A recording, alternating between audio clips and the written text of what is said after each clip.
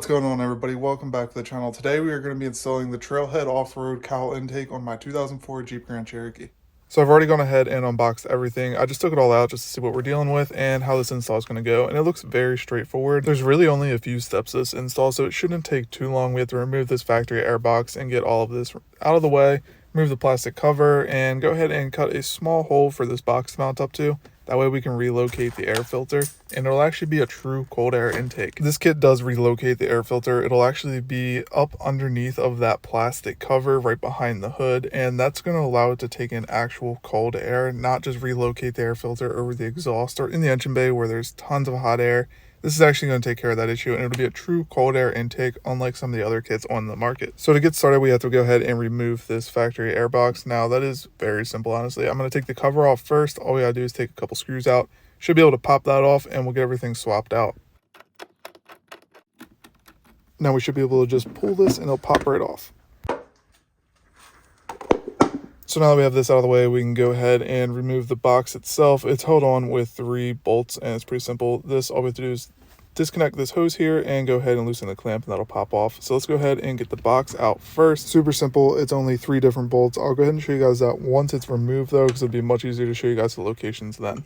Now with all 3 bolts disconnected, we can go ahead and remove the box itself. Like I said, there's 1 bolt back here, and then this is the one on the front I was talking about. It's not too terrible as long as you just put a little wrench on it and then go ahead and unbolt it from the bottom. Now, even though we only removed 3 parts, it actually opens up a ton of space. It pretty much opens from the front of the engine bay to about where the shock is, and that'll give us enough room to run a second battery. Now, on this Jeep, I do plan on running a second battery. However, on the other Jeep, this will make a ton of room for coilovers, as you can see. We'll be able to run them up through the fender, and it'll be a lot easier.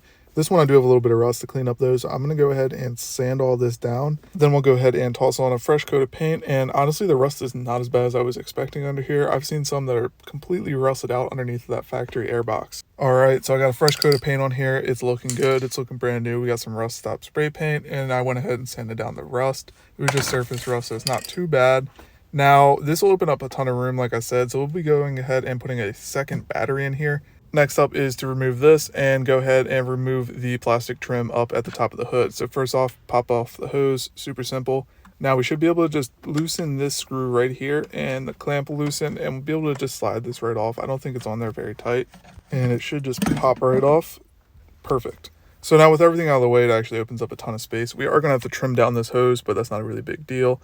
I think we get rid of this clamp. I'm pretty sure it came with a new one for that, but I'll take it off when we get to that point.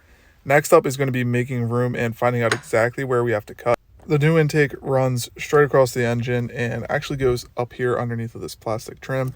So we're going to have to go ahead and remove some of these connections. Going to have to move the wiring for the switches on the inside.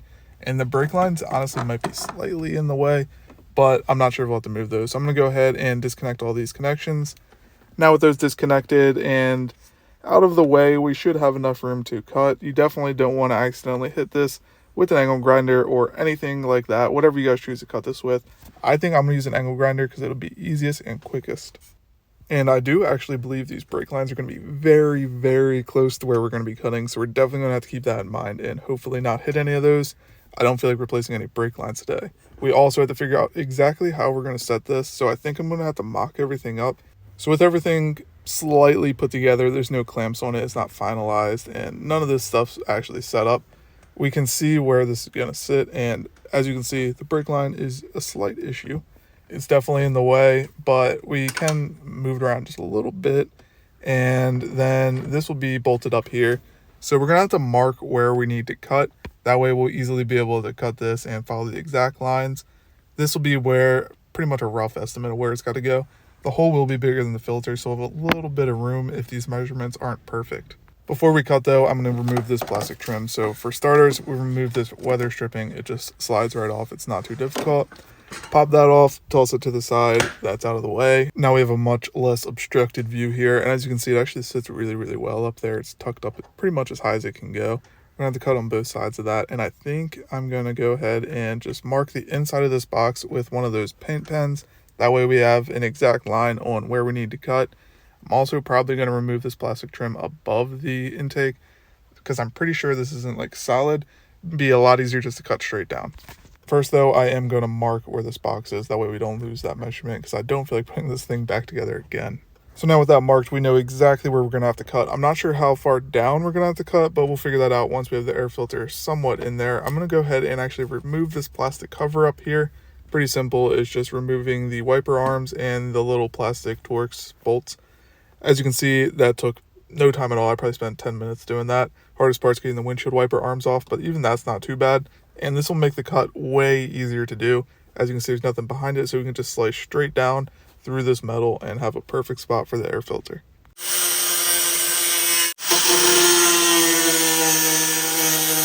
First cuts are done, so we're going to have to go ahead and test fit this once again just to make sure everything's good, it all sits flush, and we'll have enough room to put that plastic cover back on. I did not hit the brake line. I did put a poll up on Instagram, and you guys seem to think I was going to hit the brake line.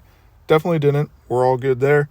So now it's time to test fit this one more time, make sure we're all good. One thing you're definitely going to want to do is go ahead and clean all this stuff out of here. You do not want the filter sucking this stuff up. I'm going to go ahead and grab the shop vac and we'll get this all cleaned up, fresh coat of paint, and we'll be good to go. Paint's on, it's all cleaned up, we're good. Let's go ahead and install the filter. We'll put the plastic cover back on, put the weather stripping back on, and we should be pretty good to go from there. All right, so I got it all bolted back up. It's looking good. Now we have to go ahead and make these connections again. They'll have to go underneath of the intake this time. We also have to install this cover. This will keep the water and anything that pretty much goes through that vent from landing directly on top of the intake. Definitely not what you want. So this will go ahead and move that to the sides where there's better spots to drain out. All right, so I've gone ahead and reconnected this hose. One thing to keep in mind though is this hose and the little plastic piece does get fairly brittle, so just be careful with it. You don't want this breaking and then having to go to the store and pick up a new one mid-install. Now I got it all put back together, and it's honestly a very simple install. The hardest part is making sure you don't cut too much to go around that box, because you definitely don't want to do that. Now this is installed though, we'll be able to take it for a test drive. However, it is getting dark, so I'll probably do that tomorrow. That way we can get some better footage and it'll be easier to show you guys what we're dealing with. Got to put a battery back in this and then we'll go on a test drive. Now let's see if this thing starts first try.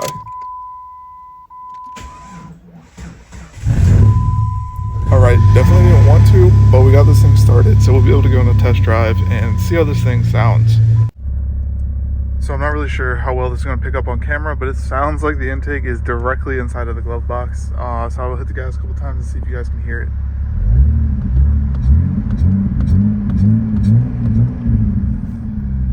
So as you guys can hear, it definitely is a lot louder since it sounds like it's in the glove box, but that makes sense. And it's not too difficult of an install. It just takes a little bit of time, and it's one of those things you want to make sure you do right. The only downside is going to be filling up the oil. We're going to have to disconnect this filter and move it around just a little bit. That way we can get to the oil filler. Besides that though, super easy to install. And that basically wraps up this video. So as always guys, thank you so much for watching the video, and I'll see you in the next one.